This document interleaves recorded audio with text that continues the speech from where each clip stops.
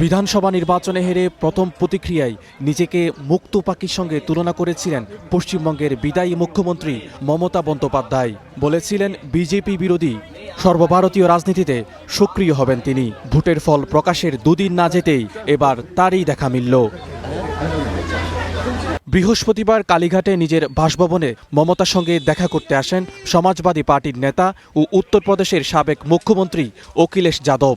সেখানে অখিলেশ দাবি করেন, বুলেট দিয়ে ভয় দেখিয়ে নির্বাচন হয়েছে পশ্চিমবঙ্গে।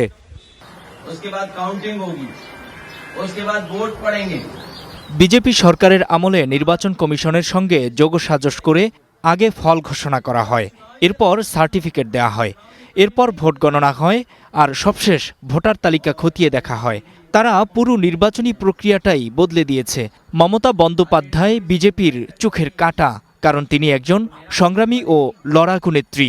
তিনি কখনোই আশা হারাবেন না। বিজেপি তাকে ভয় পায় কারণ তিনি দেশের অর্ধেক নারীর প্রতিনিধিত্ব করেন। রাজ্যের রাজনৈতিক উত্তেজনার মধ্যে অখিলেশ মমতার বৈঠক নিয়ে তীব্র কটাক্ষ করেছে বিজেপি। देखिए बात यही है, अखिलेश का भी सारे चले गए।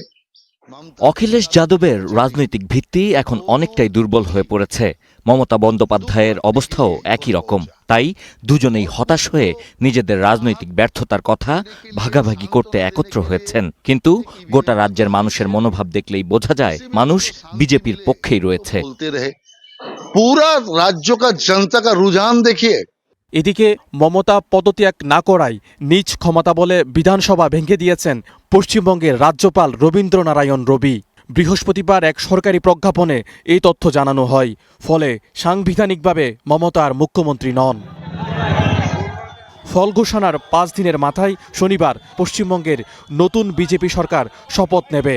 সকাল 10টায় কলকাতার ব্রিগেড প্যারেড গ্রাউন্ডের বিশেষ মঞ্চে এই শপথ গ্রহণ অনুষ্ঠান হবে। যোগ দেবেন ভারতের প্রধানমন্ত্রী নরেন্দ্র মোদী, কেন্দ্রীয় স্বরাষ্ট্রমন্ত্রী অমিত শাহ সহ বিভিন্ন রাজ্যের মুখ্যমন্ত্রীরা।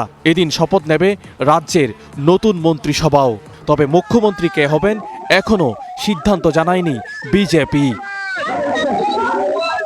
মাজিদ শাহরিয়ার, স্টার নিউজ।